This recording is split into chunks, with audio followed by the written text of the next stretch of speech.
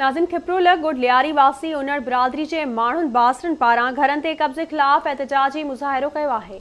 इन हवाले से वीडियो लिंक ते मौजूद है असद शाह। जी असद। जी बिल्कुल, अस इन वक्त खिपरोल ॻोठ लियारी में मौजूद आहियूं। मुझे बैक साइड में तुम ॾिसी सको था तो हिते जा रहवासी जेके आहिनि उहे सरापा एहतजाज बनियल आहिनि।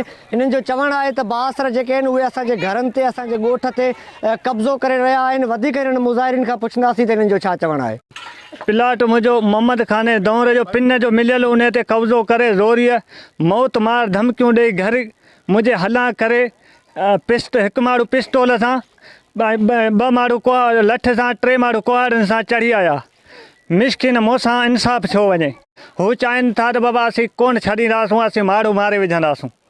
असां ग़रीबनि सां ना इंसाफ़ी आहे। न जाइज़ मूंसां ग़रीब सां मुंहिंजा ॿार बच्चा कुटे होॾां मथे चाढ़े अची बीही रहिया।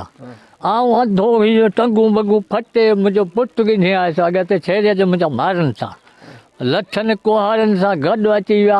ऐं अंधो छा ॾिसां। हू था चवनि त असीं जाइ कान ॾींदासूं तोखे। ऐं बंदूकुनि हथियारनि सां ऐं कुहाड़नि सां मुंहिंजनि पुटनि खे मारनि था, पिस्टोलनि सां मारनि था मुंहिंजनि खे। घरनि में हला करे रिवाला खणी आया आहिनि। असांजो इंसाफ़ कोन थो थिए। हा, उहो पुलिस खे असां चयो आहे एक्शन नथी खणे। हा, हिननि असांखे धरणो मचाए असां ते कब्ज़ो करणु चाहिनि था। उन जे लाइ हुकूमत सिंध खे इतलाह आहे।